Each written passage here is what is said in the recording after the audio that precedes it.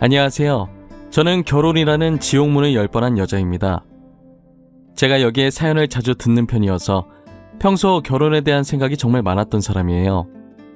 여기 올라오는 사연들 중에 좋은 글도 많았지만 그만큼 안 좋은 글도 많아서 과연 결혼이라는 걸 꼭 해야 하는 걸까 싶은 생각을 정말 많이 했었어요. 저는 가정을 지킬 자신이 있었지만 저만 자신 있다고 해서 결혼 생활이 행복해지는 게 아니잖아요. 박수를 칠 때도 두 손이 마주쳐야 짝 하는 소리가 나는 것처럼 결혼도 한 사람의 노력이 아닌 두 사람이 서로한테 잘 맞춰줘야 순탄한 결혼 생활을 이어갈 수 있을 거라 생각해요. 지금부터 제가 하는 이야기를 들으시면 아마 여러분들도 제가 한 선택이 옳았다는 생각이 드실 거예요. 저도 한때는 사이좋은 부모님을 보고 자라서 다음에 좋아하는 사람이 생기게 된다면 결혼해서 아이 낳고 저희 부모님처럼 행복하게 살고 싶다는 생각이 컸어요. 저희 부모님은 기쁜 일이 있든 슬픈 일이 있든 모든 감정을 같이 나누셨고 좋은 게 생기면 항상 두 분이서 같이 하셨었어요. 그렇게 오래 붙어 있어 놓고 아직도 좋냐고 하면 배시시 웃으면서 좋다고 하시죠. 하지만 인생을 살아오다 보니 많은 것을 알게 됐고 제가 부모님처럼 살고 싶다고 해서 무조건 부모님처럼 살 수가 없다는 걸 깨닫게 되었어요. 그러다 보니 결혼에 대한 진지한 생각을 해보게 됐고 어쩌면 안 하는 게 더 나을 거라는 생각도 들었어요. 제가 심각하게 고민하고 있던 와중에 친구가 대뜸 남자 소개 안 받을 거냐고 묻는 거예요. 지솔아, 너 남자 소개 안 받을래? 진짜 괜찮은 오빠 한 명 있거든. 사업해서 돈도 잘 벌어. 그 오빠가 내 SNS 타고 네 계정에 있는 사진 봤나 봐. 자기 스타일이라고 소개시켜달라고 난리던데? 친구야, 나는 지금 진지하게 결혼을 할지 말지에 대해 고민하고 있는데 남자 소개를 받으라고? 나는 소개 같은 거 안 받는단다. 다른 사람 알아보라고 전해줘. 야, 결혼은 혼자 하니? 남자친구가 있어야 결혼을 하든지 말든지 하지. 지금 남자친구도 없으면서 혼자서 무슨 고민을 한다는 거야? 내 말은 연애를 해서 결혼을 할지 아니면 아예 비혼주의로 살지 그 고민을 하고 있다고. 여튼 난 소개 안 받을 거라고 말했다. 우리 중에 아직 남자친구 없는 애 있잖아. 걔 소개해줘. 아니, 이 오빠가 너 소개시켜달라고 했다는데 무슨 다른 애를 소개해달래. 너 진짜 안 받아? 사업해서 돈 잘 번다니까. 놓치기엔 진짜 아까운데. 그렇게 아까우면 네가 가지든가요. 생각해보니까 너도 남자친구 없잖아. 그리고 나는 이렇게 어색하게 소개받는 것보다 자연스러운 만남을 좋아해. 저는 친구에게 자연스러운 만남을 좋아한다고 남자 소개해준다는 걸 거절했어요. 그리고 2달 뒤 친구는 자신의 생일 파티에 몰래 그 남자를 부른 거예요. 친구가 전화로 소개받을 건지만 물어봐서 저는 남자의 이름이나 얼굴 아무것도 모르는 상태였죠. 남자는 SNS에서 봤던 제 얼굴을 기억하고 있었고 우연히 그곳에서 만난 척 제게 말을 걸려고 저한테 살짝 물을 쏟고 미안하다면서 자연스럽게 말을 걸기 시작했어요. 너무 자연스러워서 저도 모르게 남자의 말에 다 답해주고 있더라고요. 지금 생각해보면 한두 번 해본 솜씨가 아닌 것 같아요. 그때 알았더라면 이런 황당한 일을 안 겪었을 텐데 말이에요.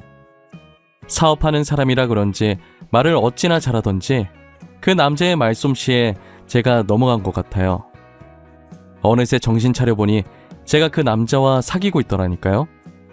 사귀게 된 날 제 친구가 말하길 제가 자연스러운 만남 추구한다고 거절하니까 자연스럽게 만나게 친구 생일 파티에 자기 좀 소개시켜달라고 했었다더라고요. 솔직히 의도적으로 접근한 게 마음에 안 들어서 그때 정이 살짝 떨어질 뻔했는데 그래도 막상 만나보니 괜찮은 남자 같길래 계속 잘 만나고 있었어요. 아무래도 남자친구가 사업을 해서 그런지 말솜씨도 말솜씨인데 사람을 어떻게 해야 자기 입맛에 잘 다룰 수 있는지를 아는 것 같았어요. 제가 조금이라도 화날 조짐이 보이면 빈틈새로 잘 피해가더라니까요. 그렇게 저희는 1년 정도 만남을 계속 이어갔어요.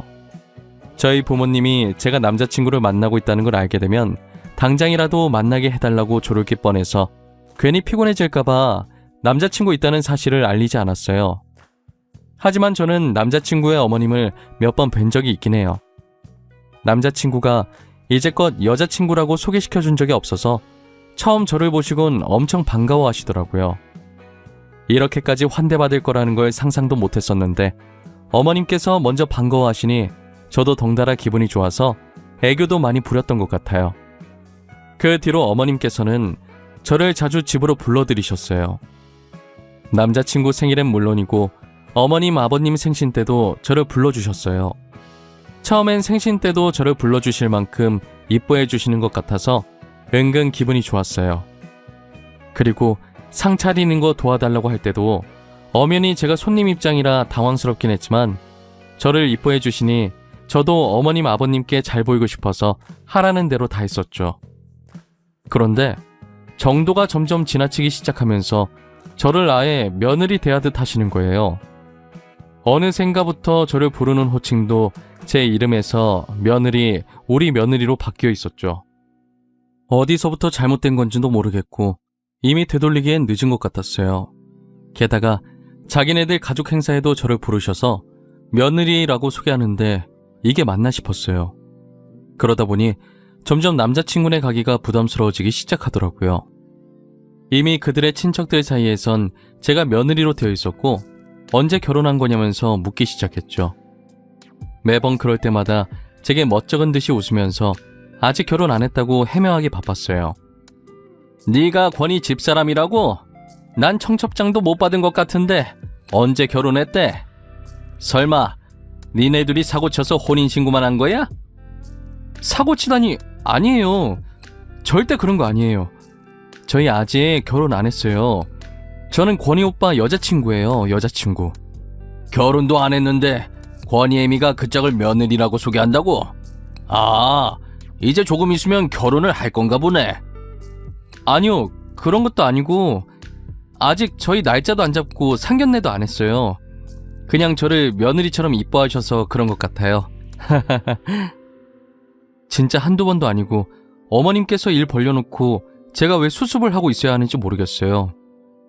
저는 이미 그들 사이에서 사고쳐서 혼인신고만 하고 사는 사람이 됐고 결혼식을 하든 안 하든 며느리가 됐으면 친척들한테 인사를 올려야 하는데 인사 안 올린 싸가지 없는 사람으로 되어 있었죠. 제가 아무리 해명을 하고 다녀도 그들 사이에서 제 해명은 알 바도 아니었어요.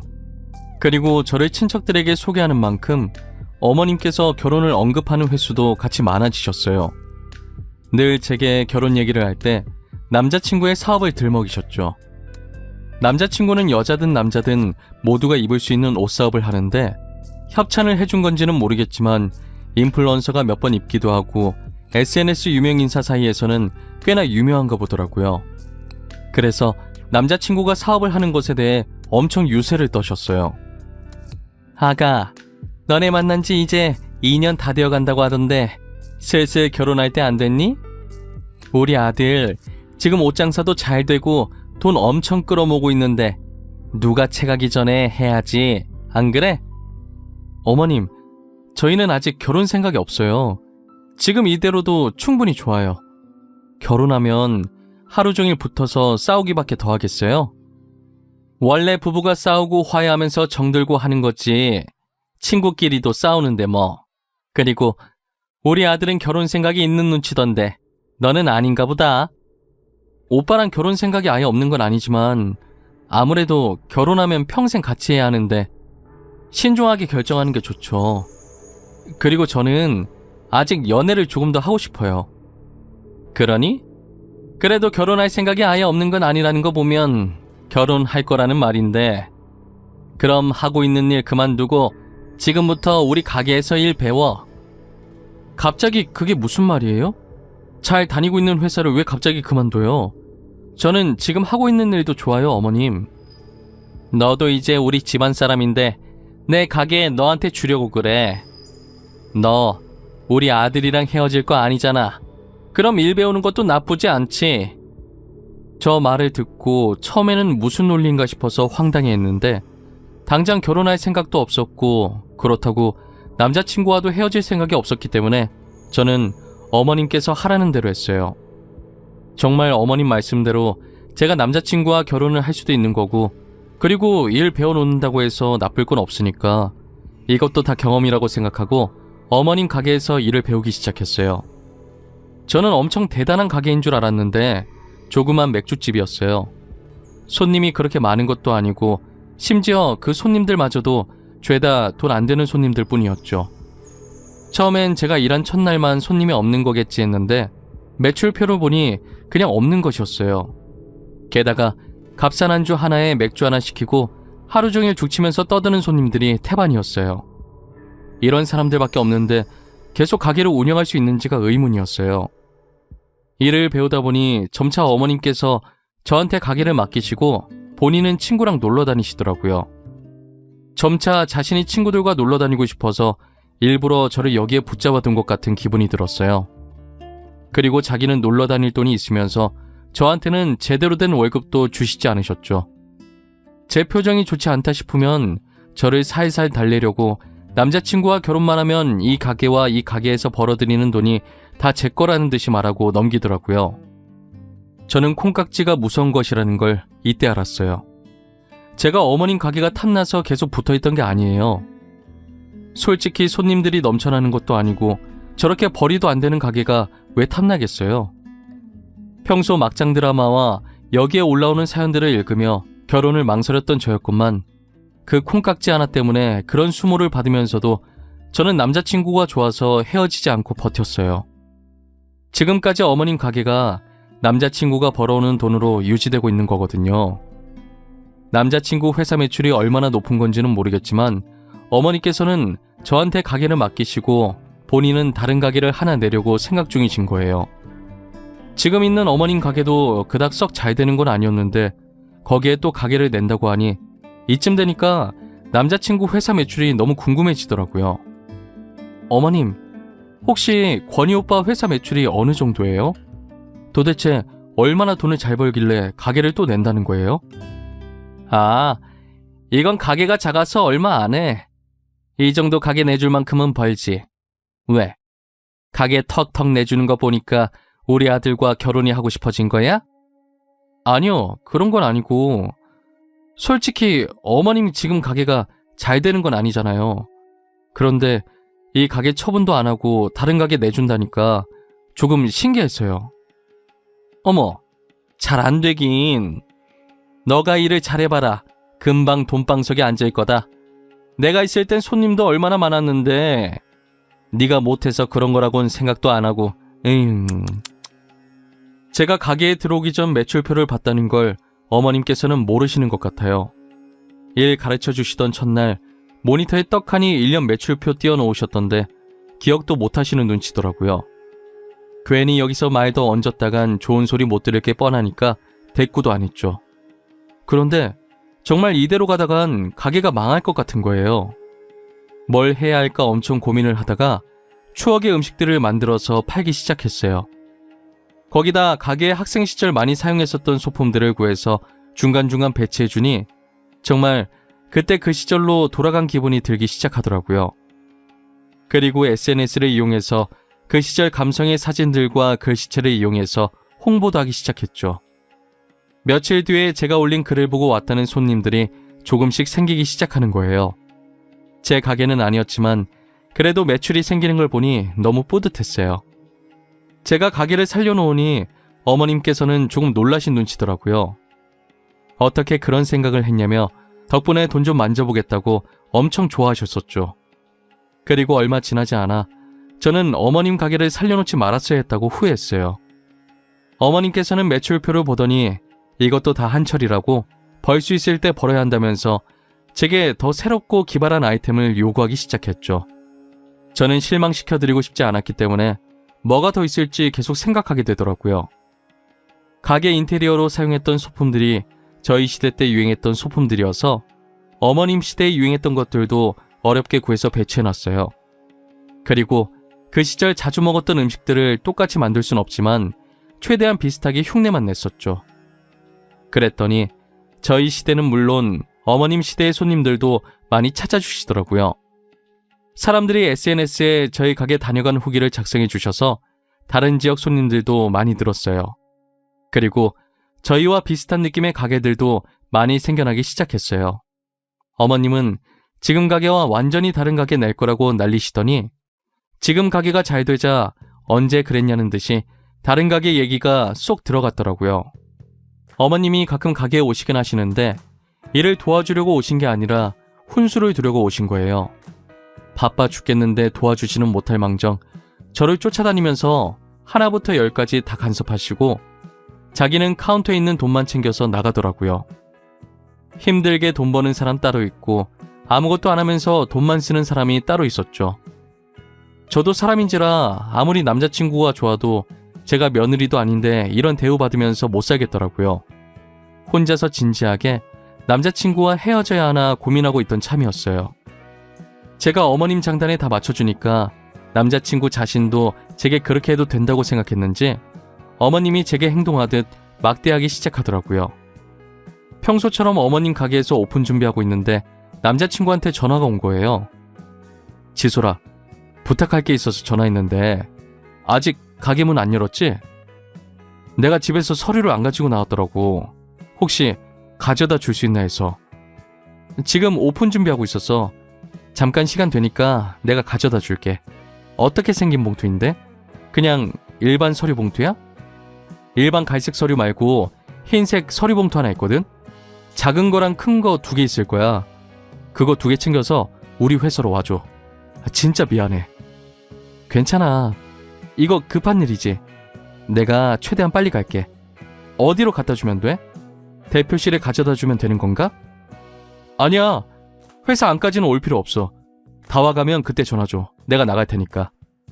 서류 가져다 주는 것도 미안한데 나만 가만히 받고만 있을 순 없지. 그러니까 꼭 전화해. 알겠지? 그렇게 한번 서류를 가져다 주니 제가 마치 자신의 개인 비서라도 되는 양 이것저것 시키는 거예요. 저는 매번 남자친구가 부탁하면 혹시나 일하는데 서류 하나 때문에 무슨 문제라도 생길까 싶어서 잠시 가게 문을 닫아놓고 불이 나게 서류를 가져다 주고 왔었어요. 제가 계속 가져다 주니까 이게 습관이 돼서 이젠 신경 써서 챙길 생각이 없어 보이더라고요. 남자친구한테 제발 서류 같은 것 좀 잘 챙기라고 하면 건성으로 알겠다는 대답만 돌아왔죠. 그러다 한 번은 남자친구가 퇴근하면서 친구들을 데리고 어머님 가게 놀러 온 거예요. 제가 하루 종일 가게에 박혀서 일하느라 옷에 음식도 살짝 튀고 꾀지지한 상태였거든요. 저는 지금 제 모습이 어떤지 생각도 안 쓰고 그저 반가운 마음에 다가갔는데 남자친구는 저를 보고도 살짝 시큰둥한 반응을 보이더라고요. 안 좋은 일이라도 있었나 싶어서 밑반찬을 가져다 주면서 물었어요. 오빠, 회사에서 무슨 일 있었어? 오늘따라 표정이 왜 이렇게 안 좋아? 혹시 계약하기로 했다는 거 잘 안 된 거야? 아무것도 아니야. 별일 없었어. 미안한데 나 물 좀 가져다 줄래? 메뉴는 천천히 골라도 되지. 메뉴판은 어디 있어? 내가 물 금방 가져다 줄게. 그리고 메뉴판은 여기 있어. 메뉴 정하면 벨 누르면 돼. 다른 거 더 필요한 건 없지? 남자친구가 목소리도 다운되어 있었는데 진짜 무슨 일 있는 건지 엄청 걱정되더라고요. 저는 다른 테이블에 호출이 있어서 갔는데 두 귀는 온통 남자친구 테이블 쪽에 집중되어 있었어요. 제가 그 테이블을 떠나자마자 남자친구의 친구가 저에 대해서 물었는데 남자친구는 어이없는 답변을 하더라고요. 코나, 저분 너랑 되게 친해 보인다. 원래 아는 사이야? 어머님 가게 자주 와서 친해진 건가? 아, 혹시 몇 년째 사귀고 있다는 여자친구? 에이, 설마. 저 사람 그냥 알바생이고 여기서 알바한 지 오래돼서 친해진 것뿐이야. 그리고 나 저런 스타일 안 좋아해 임마. 네가 제일 잘하잖아 내 성격. 하긴 너 깔끔한 거 좋아하지? 더러운 거 질색이라고 근처도 안 가잖아. 그래도 자기 엄마 가게 맡아주는 사람이라고 친하게 지내줬네. 이미지 하나는 더럽게 챙겨요. 더러워서 싫다고 티내서 우리 엄마한테 좋을 게 뭐 있냐? 갑자기 그만둔다고 하면 골치 아파. 야 됐고 뭐 먹을지나 정해. 아까 정했어도 벌써 정했겠다. 친구한테 저를 그저 어머님 가게에서 일하고 있는 알바생으로 소개를 하더라고요. 기껏 자기 어머니 가게 살려줬더니 어떻게 저한테 이럴 수 있나 싶었어요.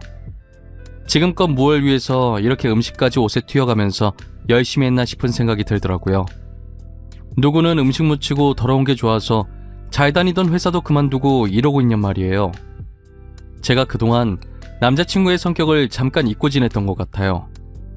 남자친구는 사업한다고 남들에게 보여진 자신의 이미지를 엄청 챙기는 사람이었거든요. 언제 어디서 아는 사람 만날지 모른다고 항상 제 옷차림을 단속했었어요. 그렇게 이미지 챙기는 사람이 여자친구가 이러고 있는 거 뻔히 알면서 여긴 왜 왔나 싶어요. 가게도 제 가게도 아닌데 어떻게 되든 알바도 아니고 당장 앞치마 벗고 나가고 싶은 심정이었어요. 그래도 다른 손님들은 죄가 없으니까 오늘까지만 하고 남자친구랑 헤어질 생각을 하고 있었죠. 남자친구가 메뉴를 정한다고 저를 부르는데 저기요 이러더라고요. 순간 욱해서 들고 있던 행주를 패대기 치고 남자친구가 있는 테이블로 갔어요. 아무렇지 않게 저를 철저히 알바상 취급을 하면서 주문하는데 제 손이 부들부들 떨렸죠. 오늘만 참자. 오늘만 참으면 이제 이 집안이랑은 끝이다 하고 있는 와중에 눈치 없는 남자친구의 친구가 또 제 얘기를 하기 시작하더라고요. 도대체 나이가 몇 살이길래 아직도 번번한 직장 없이 여기서 알바를 하냐면서 여기가 회사 다니는 것보다 시급 세서 붙어있는 거냐면서 비아냥거리는 거예요. 저는 솔직히 자신의 친구가 저를 웃음거리로 만들면 그만하라고 막아줄 줄 알았거든요. 그런데 남자친구는 막을 생각은커녕 웃으면서 친구 말에 맞받아치고 있더라고요. 저도 그 소리를 듣고 있으면서 슬슬 화가 머리끝까지 올라오기 시작했어요. 당사자 앞에서 저렇게 행동하는 건 그냥 저더러 대놓고 들으라고 하는 짓 아니겠어요? 도대체 제가 뭐 때문에 저런 소리를 듣고 있어야 하는지 모르겠더라고요. 잘 다니고 있던 회사도 억지로 그만두게 만든 게 자기 어머니고 다 죽어가는 가게 맡겨놓고 나 몰라라 한 것도 자기 어머니인데 제가 뭘 그렇게 잘못했나요? 그저 남자친구를 좋아하는 마음에 잘 보이고 싶어서 시키는 대로 했고 가게도 살려놨는데 그게 그렇게 잘못한 건가 싶은 생각이 들었어요. 저는 도저히 못 참겠어서 냉장고에 있는 술을 꺼내서 남자친구 테이블로 갔어요. 그리고 술병을 까서 그대로 남자친구 머리 위에 부어버렸죠. 하나 가지고는 성에 안 차서 테이블에 있던 새 술을 또 까서 부었어요. 주변에서 다들 소리 지르고 휴대폰 들어서 찍고 있고 앞에 있던 남자친구의 친구는 놀라서 아무 말도 못하고 입을 벌린 채 떨어지고 있는 술만 쳐다봤어요.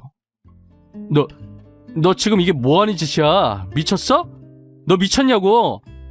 그만해. 야, 너 그만 못해? 도대체 왜 이래?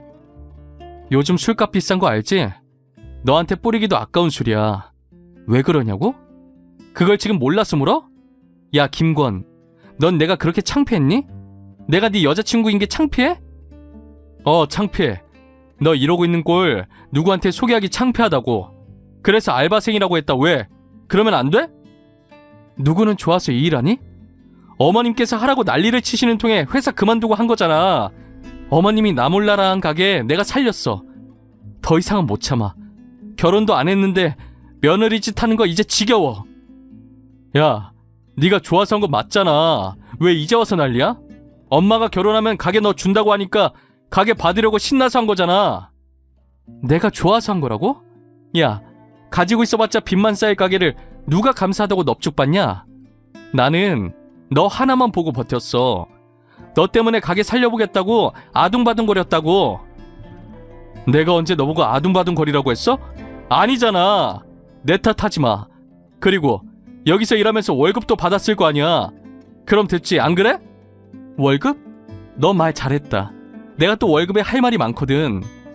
니네 엄마 맨날 나한테 가게 맡기고 가게에 있는 돈 다 가져가면서 나한테 월급 제대로 준 적 단 한 번도 없어. 그건 알고 있니? 저는 남자친구가 어떻게든 제 탓으로 넘기려고 하길래 이제껏 참아왔던 것들을 다 토해냈어요. 남자친구는 제가 한 말에 어떻게든 맞받아치려고 입을 쉬지 않고 놀리는 거예요.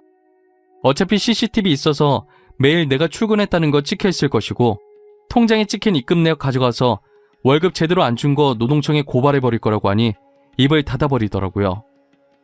남아있던 정도 다 떨어져서 이제 그만 만나자고 다시는 연락하지 말라고 했죠. 저는 더 이상 남자친구에게 미련이 없었기 때문에 어떻게 살든 관심이 없었어요. 사실 제가 SNS 계정이 있어도 특별한 날 아니면 활동을 잘 안 해서 몰랐었는데 남자친구한테 난리치던 날 누군가 영상을 올려서 어머님 가게가 난리였더라고요. 게다가 사람들끼리 말이 전해지면서 점점 사실이 아닌 이야기도 사실처럼 떠돌고 다니는 거예요. 물론 남자친구네가 나쁜 쪽으로 몰리고 있었던지라 제가 피해볼 건 없으니 잠자코 보고만 있었어요. 그냥 이대로 망해버렸으면 좋겠다는 생각도였는데 얼마 지나지 않아 제 바람이 이루어지더라고요. 영상이 퍼질 대로 퍼져서 어머니 가게 이미지는 날이 갈수록 떨어지고 그만큼 매출도 바닥을 쳤어요. 며느리도 아니고 언제 헤어질지도 모르는 여자친구를 시댁살이 시켰다면서 다들 가게에 가지 않았죠. 사람들은 저런 집에 누가 시집가고 싶어 하겠냐면서 그만큼 버틴 제가 보살이라고 그동안 어떻게 참았냐고 자기들이었으면 진작에 헤어졌을 거라더군요. 저도 그런 반응들을 보고 그때를 돌이켜보니 이제껏 어떻게 버텨왔는지 모르겠어요.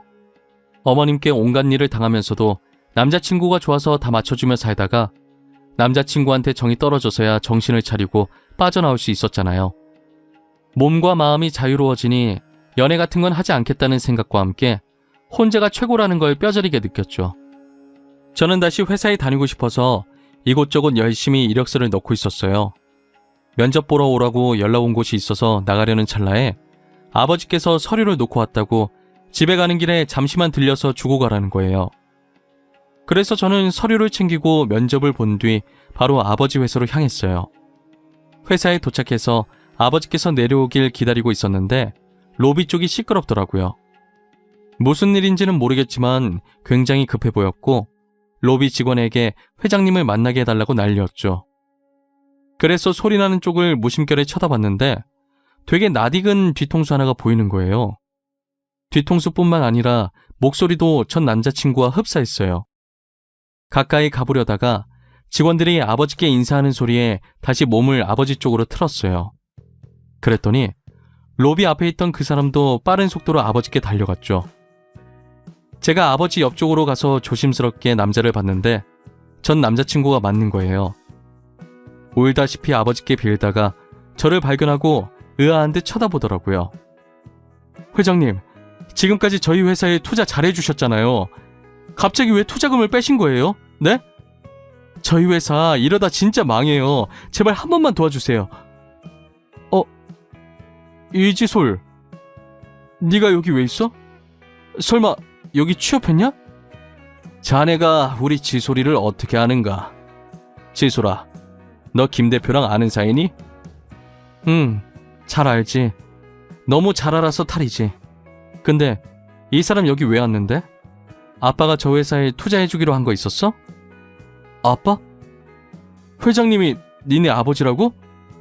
야, 너 왜 말을 안 했어? 회장님이 너네 아버지인 거 알았으면 우리가 그렇게까지 안 했지. 이 회사 회장이 우리 아빠인 거 알았으면 뭐 어쩌려고 했는데? 일은 안 시켜도 니네 회사에 계속 투자해달라고 들들 복학했지. 안 그래? 내가 느끼기엔 두 사람이 썩 좋은 사이는 아니었나 보구나. 더 이상 김 대표랑 할 얘기 없으니 돌아가세요. 다시는 찾아오지 않았으면 좋겠습니다. 아버지께서는 눈치가 빠르신 분이라 저렇게만 말해도 단번에 알아차리시고 전 남자친구에게 확실히 선을 그으셨어요. 그리고 살려달라고 소리 지르는 전 남자친구를 뒤로하고 저를 데리고 회장실로 향했어요. 저한테 무슨 일이 있었던 건지 자세하게 말해보라고 하시더라고요. 저는 토시 하나 빠뜨리지 않고 그간 있었던 일에 대해 아버지께 말씀드렸어요. 제 말을 들은 아버지는 그 사건의 주인공이 저였냐면서 왜 이제껏 말하지 않았냐고 저를 다그치셨죠. 저는 어차피 지난 일이니까 이것도 좋은 경험이었다 생각하며 살고 있다고 했어요. 아버지께서는 다시 전 남자친구 회사에 투자하지 않겠다고 하시더라고요. 아무래도 딸이 그렇게 당했는데 투자해주고 싶은 마음이 사라지셨겠죠. 아버지 뜻이 그렇다는데 제가 굳이 말릴 필요는 없어서 알겠다고 했어요. 전 남자친구는 그 뒤로 계속 저한테 연락을 하더라고요. 그날 이후로 어머니 가게는 망했고 자기 신상도 다 털려서 매출이 바닥을 친다고 다들 아무도 투자를 안 해주려고 하는데 아버지까지 등 돌리면 진짜 회사 망한다면서요. 아버지께서 SNS를 안 하시니 그 사건을 제일 마지막에 아셨다고 하더라고요.